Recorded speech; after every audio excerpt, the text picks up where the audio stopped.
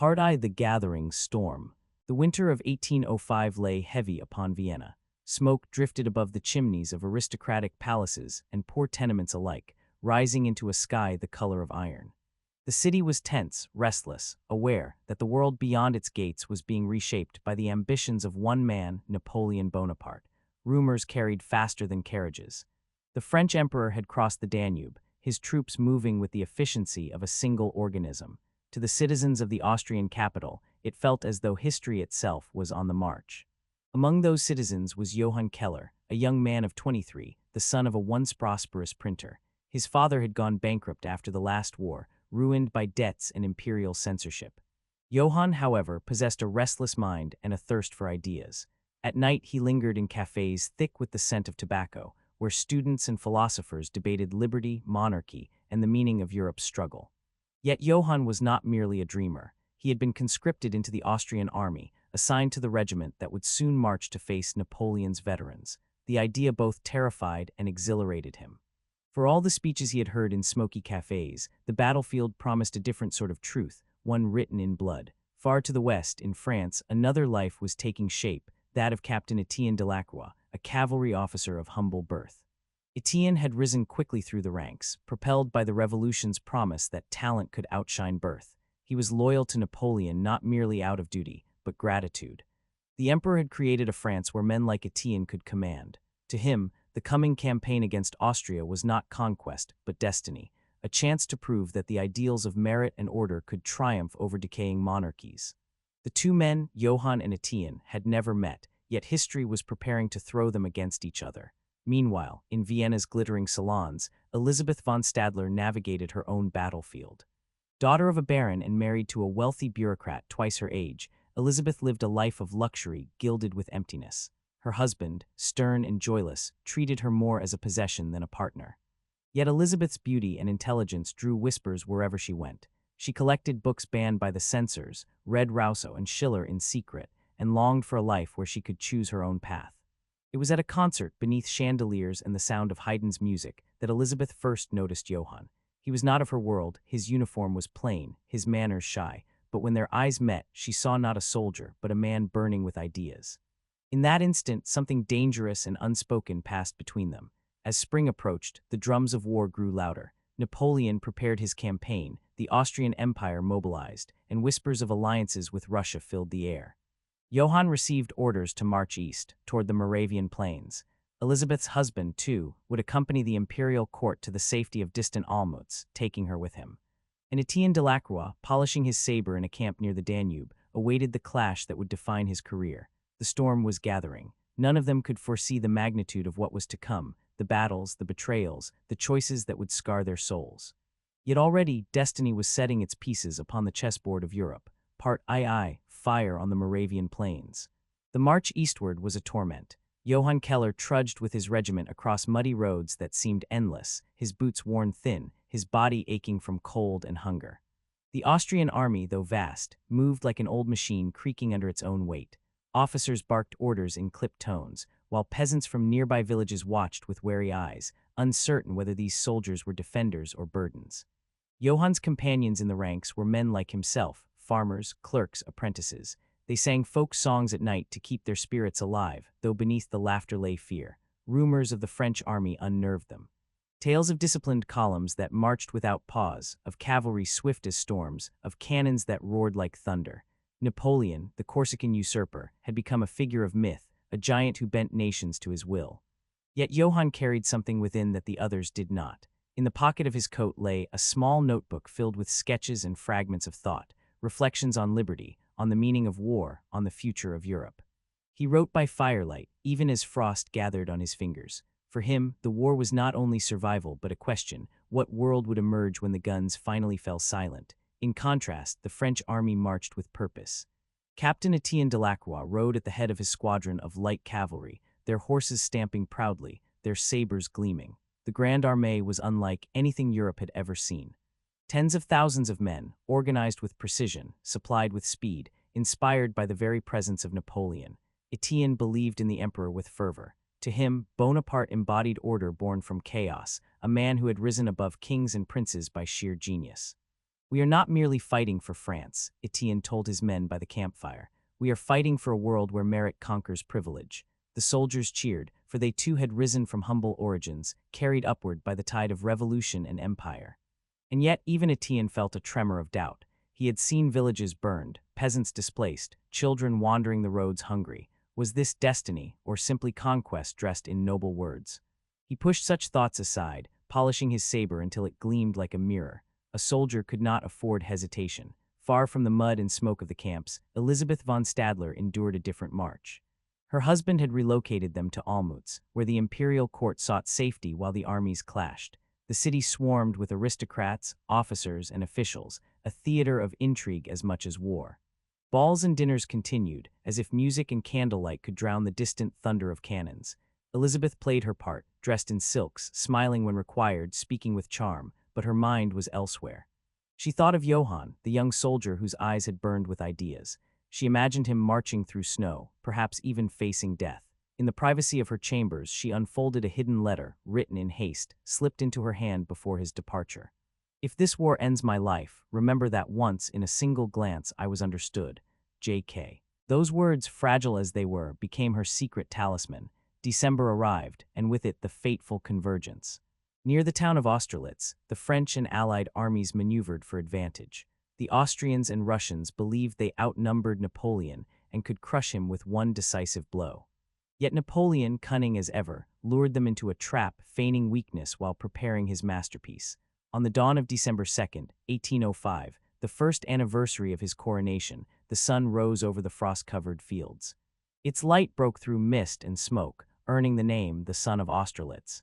Johann's regiment stood on a ridge, muskets clutched, breath steaming in the cold air. He felt his heart hammering, his notebook heavy in his pocket like a secret weight. The enemy line stretched before them, vast and bristling. He whispered a prayer, though he was no longer certain to whom. Then came the thunder. French artillery opened fire, shaking the earth. Smoke swallowed the plain. Orders were shouted, drums rolled, and men surged forward. Johann stumbled, fired, reloaded, fired again, deafened by the roar of battle. Around him comrades fell, their cries drowned in chaos.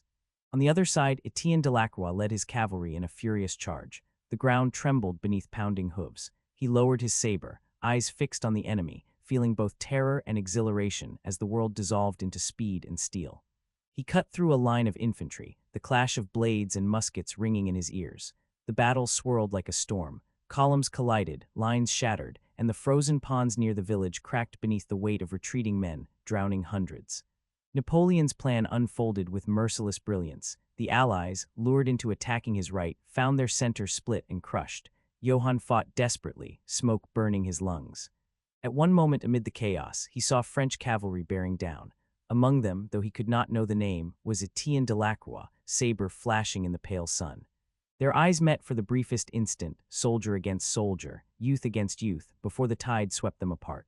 When the guns finally fell silent, the field of Austerlitz was strewn with bodies, broken banners, shattered cannon.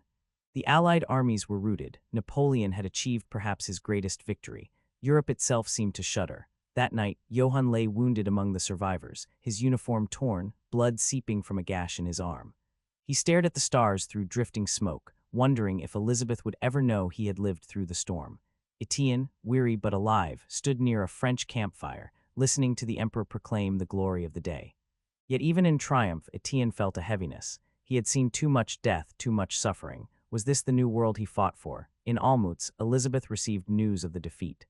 Whispers filled the salons, fear etched into every noble face. She withdrew to her chamber, clutching Johann's letter, tears staining the page. The destinies of these three souls, Johann, Etienne, Elizabeth, were now forever marked by Austerlitz.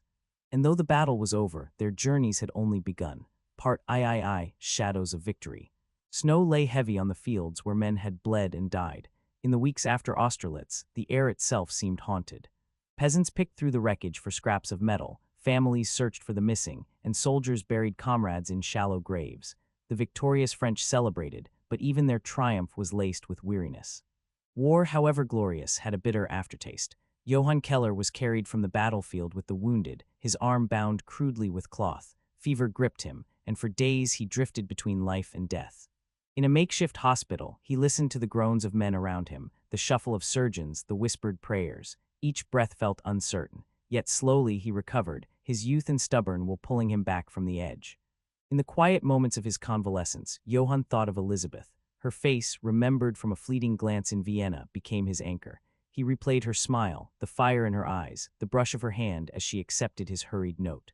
Did she even still think of him, or was he just another nameless soldier lost to history? He did not know, but the hope of seeing her again gave him strength. Etienne Delacroix, though unscathed, found no joy in the aftermath. He had risen in rank, praised by his superiors for his bravery, yet his mind was unsettled. Each promotion seemed purchased with blood. He could not forget the drowning cries of men in the frozen ponds, the look of terror in the eyes of boys too young for war. In camp, the emperor's proclamations rang out. France had triumphed, the old coalitions broken, a new Europe being forged under the eagle of Napoleon. Officers toasted victory, soldiers sang songs of glory. But Etienne drank quietly, his thoughts troubled. He had once believed in destiny, in the revolution's promise that men could shape their own futures. Now he wondered if they were all merely pawns, moved and sacrificed at the whim of great players. In Olmütz, Elisabeth von Stadler lived among whispers. The defeat at Austerlitz had shaken the nobility, exposing the fragility of their world. Her husband raged at the incompetence of generals, muttered about betrayal, and redoubled his loyalty to the imperial court. Elizabeth, however, was silent. She spent long nights staring at Johann's letter, imagining him on the battlefield. The uncertainty tormented her. She was surrounded by luxury, silks, jewels, servants, yet none of it mattered.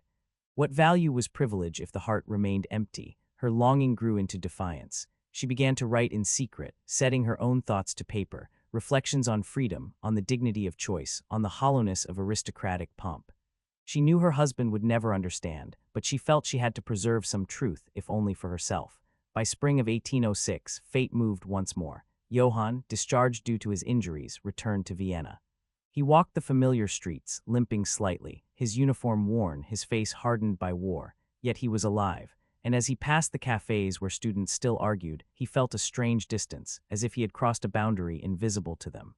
They spoke of liberty, monarchy, philosophy, but Johann had seen the price of those debates on the battlefield. Still, he sought Elizabeth. Through whispered inquiries and cautious steps, he discovered her residence in Olmütz and learned she would soon return to Vienna with the court. Hope surged within him, mingled with fear. What right did he have to approach her? She was a baroness, bound to another. Yet the memory of her glance, that brief spark of recognition, urged him on. Meanwhile, Etienne's regiment remained stationed in occupied territories. He found himself tasked with maintaining order among resentful villagers, enforcing the emperor's decrees. He began to see the cost of conquest more clearly. Burned barns, families displaced, bitterness festering beneath forced obedience. Some nights he dreamed of simpler things, his childhood in Lyon, the vineyard of his uncle, a life untainted by politics and war. One evening in a village near Brno, Etienne encountered Johann by chance. The Austrian veteran, still frail from his wounds, had been traveling to deliver letters for a friend. Their eyes met across a market square, two men who had once faced each other in battle. Recognition flickered, and for a tense moment both reached instinctively for weapons, but then something shifted. Perhaps it was exhaustion, perhaps the futility of more bloodshed. They lowered their hands. "Once we were enemies," Johann said quietly, his German tinged with French he had learned in camp. "Now we are only men," Etienne replied. They spoke briefly, awkwardly, as if balancing on a fragile bridge. Yet in that exchange, both felt the weight of history, individuals trapped in currents larger than themselves. They parted without hostility, each carrying the memory of the other. When Elizabeth returned to Vienna, she found the city both familiar and changed. The war had scarred it as it had scarred her. At a private gathering, she finally saw Johann again. Their meeting was brief, hidden in the shadows of candlelight, but in that stolen moment their worlds collided. "You survived," she whispered.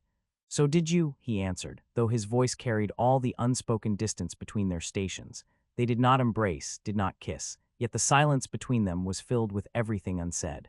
Years would pass, wars would return, and Europe would continue to convulse under the ambitions of emperors and kings.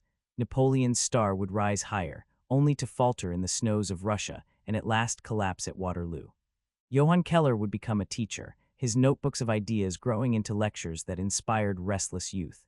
Etienne Delacroix, weary of conquest, would retire to his uncle's vineyard. And the second story, Part I, Shadows of the Senate. The streets of Rome echoed with the footsteps of senators, merchants, and slaves, each carrying the weight of the city's sprawling empire. Marble columns gleamed in the morning sun, fountains murmured in the forum, and the smell of roasting meat drifted from taverns. Yet beneath the grandeur, tension simmered. The Republic had long fallen, replaced by an emperor whose shadow stretched across continents, but the Senate still whispered, maneuvered, and plotted, a theater of subtle power. Gaius Valerius Marcellus, a young patrician with sharp eyes and a restless mind, moved through the forum with a practiced calm. His family had served Rome for generations, their name etched into the annals of consuls and praetors. Yet Gaius felt the weight of expectation pressing upon him. The Senate was a gilded cage. He had studied philosophy, rhetoric, and law, but what use were these skills in a city where loyalty was currency and betrayal was a coin everyone held? Gaius' closest companion, Lucius Cornelius Severus, was a centurion recently retired from the northern legions. Battle had hardened Lucius' body and sharpened his mind, but he carried scars invisible to the eye, memories of men cut down in the forests of Germania, the cries of tribesmen, and the uneasy victories that tasted of ash. Together the two moved like shadows through the city, navigating both its political intrigue and the undercurrents of crime and rumor. Meanwhile, the emperor, Lucius Aurelius Claudius, sat in the imperial palace on Palatine Hill.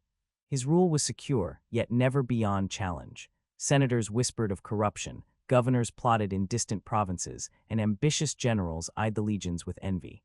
The emperor was a man of cunning, a scholar as much as a warrior, who understood that power in Rome was as much about perception as it was about force. In the provinces, unrest simmered. Gaul and Hispania bristled with resistance, while Egypt's wealth drew the covetous eyes of Rome's elite.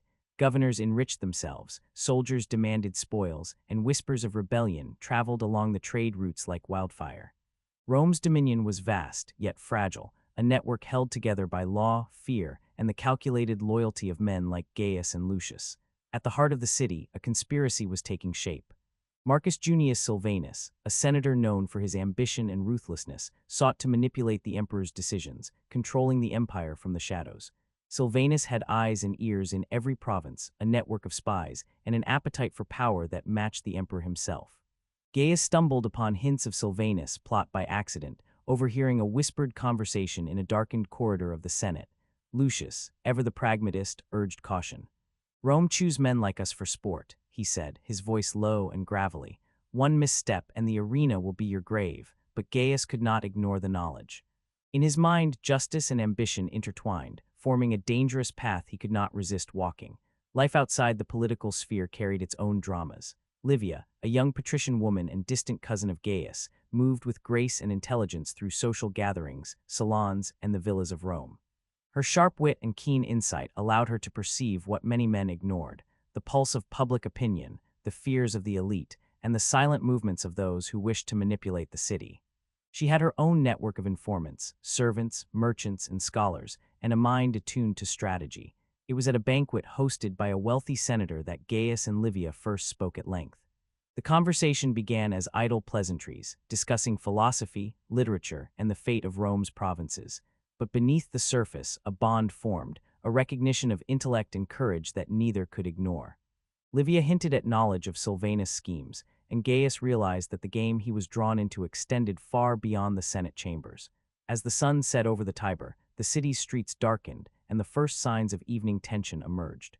Messengers ran from one villa to another, slaves carried whispered letters, and soldiers patrolled with swords drawn, mindful of rumors of unrest.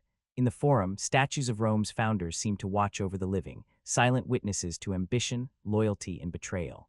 Gaius and Lucius prepared for the coming days, knowing that their choices could alter the balance of power. One wrong word, one misstep in the labyrinthine politics of Rome, and their lives, or worse, the lives of those they cherished, could be forfeit. Yet courage, necessity, and the pull of destiny drove them forward, into a world of conspiracies, assassinations, and empire. The first sparks of conflict were subtle: a misdelivered decree, a missing courier, a suspicious death in the provinces. But the seeds of chaos had been sown. Gaius, Lucius, and Livia each found themselves entwined in events that would test their loyalties, intellect, and hearts. And Rome, eternal and imperious, watched as men and women played their parts on a stage built of stone, fire, and ambition. Part II, the Web of Powers. The weeks after the banquet passed with an uneasy calm. Gaius Valerius Marcellus walked the Senate halls with careful deliberation, each step measured, each conversation chosen with precision. He carried the weight of new knowledge, the whispers of Marcus Junius Silvanus' growing influence, and the subtle manipulations aimed at weakening the emperor's authority. Lucius Cornelius Severus, meanwhile, trained the young recruits in the Castra Praetoria, the barracks of the imperial guards. Though his heart was weary of conflict, Lucius understood that the future of Rome depended on loyalty and vigilance. Each drill, each inspection, was a small act against the creeping shadow of conspiracy. Yet he knew that discipline alone would not protect them from the treachery festering within the city's golden walls. Livia moved like a shadow through the villas and gardens of Rome. Her network of informants whispered of strange meetings, of senators and wealthy merchants pledging loyalty to Silvanus in secret. Livia, brilliant and cunning, began to map the threads of this web, connecting men across provinces, from Gaul to Hispania, from Asia Minor to the gates of Rome itself. Her mind, always sharp, now carried the burden of knowing too much. One wrong glance, one overheard word, and she could vanish from the city forever. Gaius, aware of Livia's intelligence, reached out cautiously. Together they formed a fragile alliance, bound by mutual purpose, to uncover Silvanus' plans before the empire itself was imperiled. Their meetings were clandestine, in empty corridors of the Forum, in quiet gardens at dusk, or in the shadowed corners of crowded taverns. Theirs was a partnership forged of necessity, but one that soon grew into something more profound, an unspoken trust tempered by danger. The first sign of open unrest came from the provinces. In Hispania, a governor loyal to Silvanus had begun levying excessive taxes, using the threat of violence to extract obedience. Local tribes rose in rebellion, clashing with Roman legions in skirmishes that left towns burned and families scattered. Rumors of these uprisings reached Rome swiftly, carried by merchants, soldiers, and even spies. The emperor, ever perceptive, summoned his advisors. "Rome is strong," he said, his voice calm, "but strength alone is not enough. Loyalty must be earned, not commanded. Watch the shadows, and you will see the hand of men who seek to undo what has been built." Gaius, present in the council chamber as an observer for his family's influence, understood that the emperor's warning was aimed directly at Silvanus. Tension escalated when a courier carrying critical documents was intercepted near the Tiber. Lucius, investigating the incident, discovered signs of Silvanus' hand. The courier had been waylaid by masked men, the documents stolen, and the men left for dead. Lucius and Gaius traced the trail, moving through backstreets, warehouses, and secret passages beneath the city. Rome, usually a city of light and grandeur, now felt like a labyrinth, its streets hiding danger at every turn. Livia, aware of the courier's disappearance, orchestrated a parallel investigation. She leveraged servants, merchants, and scholars to gather intelligence, piecing together Silvanus' network one link at a time. Her methods were subtle. A whispered question, a coded message in a scroll, a chance meeting in a crowded market. The city itself seemed to conspire with her, offering clues to those clever enough to notice. Meanwhile, Silvanus grew bolder. He began to manipulate elections within the Senate, bribing minor officials, threatening opponents, and spreading rumors to weaken those loyal to the emperor. His ambition knew no restraint. He envisioned a Rome where he could control the emperor, the legions, and ultimately the fate of the empire itself. One night, Gaius received a clandestine message, a meeting in the catacombs beneath the city, where a senator claimed to have critical evidence of Silvanus' schemes. The journey was perilous, torchlight flickered against the damp walls, rats scurried through the tunnels, and the air was thick with the scent of decay. When Gaius arrived, he found not one ally but a group of men and women equally desperate to stop Silvanus. Among them were former soldiers, scholars, and even a disillusioned senator. Together, they formed a fragile coalition, aware that failure would mean death. As Rome teetered on the edge of chaos, Gaius and Livia's partnership deepened. They shared knowledge, strategies, and occasionally, moments of quiet vulnerability. In a city where trust was rare and betrayal common, their alliance became a sanctuary. Lucius, ever the protector, provided strength and guidance, ensuring their plans were grounded in practicality. The conspirators' first move was to intercept a shipment of letters Silvanus intended for governors in Gaul and Asia Minor. These letters contained instructions to provoke uprisings and consolidate his power. Using a combination of disguise, stealth, and careful timing, Gaius and Lucius succeeded in securing the letters, while Livia disseminated misinformation to confuse Silvanus' network. It was a small victory, but one that gave them hope. The conspiracy had been slowed, yet the enemy remained elusive, always one step ahead. Rome itself seemed alive with tension, every shadow a possible threat, every whisper a clue. As the sun set over the Forum, the trio realized the stakes of their struggle. They were no longer merely navigating politics. they were engaged in a battle for the soul of the empire. Every action, every choice, had consequences that could ripple across continents. And in this world of ambition, danger, and intrigue, only courage, intelligence, and trust would determine whether Rome remained a bastion of order or descended into chaos. Part III Storm over Rome. The city trembled under the weight of whispers and rumors. Marcus Junius Silvanus, having sensed resistance, grew increasingly ruthless. Governors loyal to him tightened their grip over the provinces, soldiers were ordered to enforce harsh decrees, and spies infiltrated even the most secure circles of the Senate. Rome, the eternal city, seemed poised on the edge of chaos. Gaius Valerius Marcellus, aware that subtle maneuvers were no longer enough, prepared for decisive action. He convened Livia and Lucius in a secluded villa, far from prying eyes. Maps were spread across a table. The provinces, the roads, the locations of Silvanus' allies. Their plan was daring: to expose Silvanus publicly, cut off his provincial support, and rally the Senate and legions to the emperor's cause. The risk was enormous. Failure would mean imprisonment or execution. Lucius, battle-hardened and pragmatic, reminded them of the stakes. Rome does not forgive hesitation. If we fail, every road we travel will become a trap, every friend a potential betrayer. We must act swiftly and decisively. Livia, eyes sharp and calculating, added, "Information is power. If we strike at the right moment, Silvanus' network will crumble from within. We need evidence, letters, witnesses, proof that cannot be denied." Their first move targeted Silvanus' spies in the city. Disguised as merchants and scholars, Gaius and Lucius infiltrated gatherings of Silvanus' supporters. In dimly lit rooms, they overheard secret plans, rebellions to be ignited in Gaul, letters to governors, and even bribes offered to influential senators. Each detail added to their growing dossier of evidence, and Livia, working tirelessly, encoded messages to allies in the Senate, preparing for the final confrontation. Meanwhile, the emperor grew restless. Reports of unrest in the provinces and rumors of Silvanus' growing power reached his ears.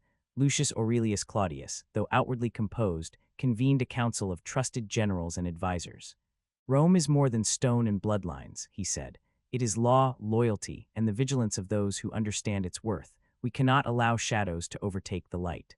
He dispatched loyal legions to the borders of Gaul and Hispania, both to suppress uprisings and to send a clear message to Silvanus: rebellion would not be tolerated. The decisive moment arrived during a session of the Senate.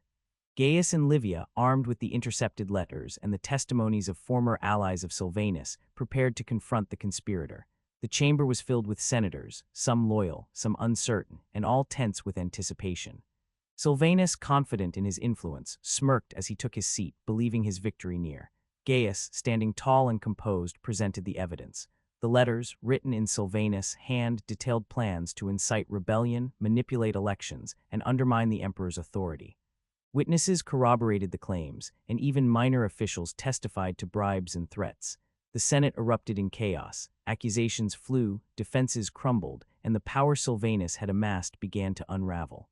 Silvanus, realizing his scheme was exposed, attempted a desperate plea, appealing to ambition, fear, and loyalty among a few wavering senators. But the tide had turned. The emperor's loyalists, forewarned and ready, moved swiftly. Silvanus was arrested under the eyes of the Senate, his network dismantled, his influence extinguished. In the aftermath, Rome breathed cautiously. The emperor reaffirmed his authority, rewarding those who had aided in uncovering the plot.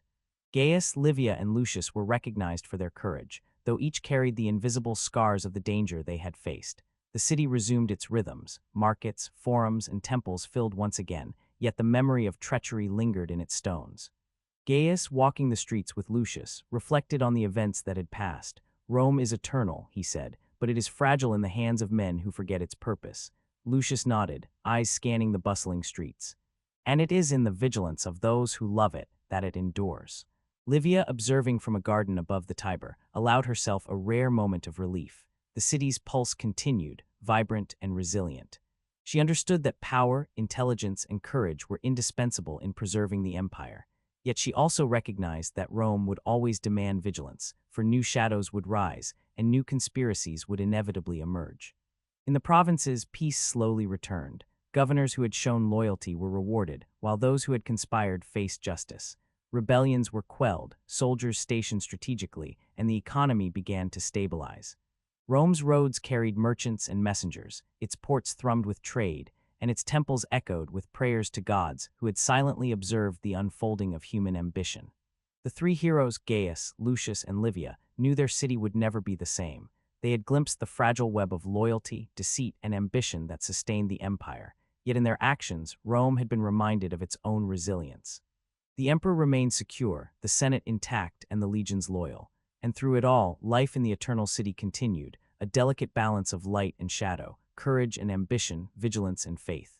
As night fell over Rome, the Tiber shimmered under the moonlight, carrying whispers of the past and promises of the future. In the hearts of those who had acted for the good of the empire, there was a quiet understanding. Rome endures not merely through walls and